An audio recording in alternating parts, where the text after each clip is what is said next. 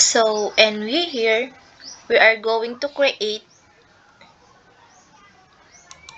a new database to access my database.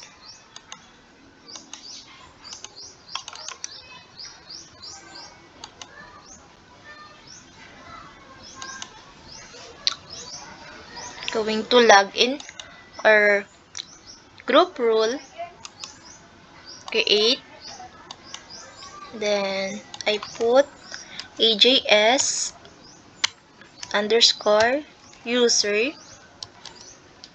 and definition, I put password,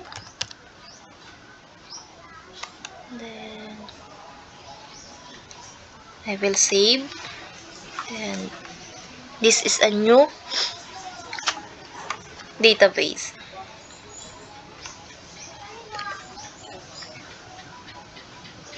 I put password. After successful create a new user, we're going to my database, Ana Marie underscore customer, then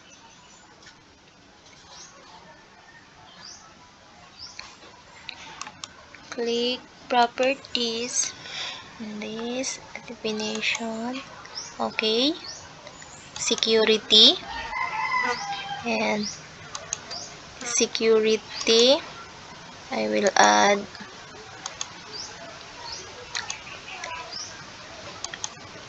AJ user, then privileges, select all, and I will save, and it's already done.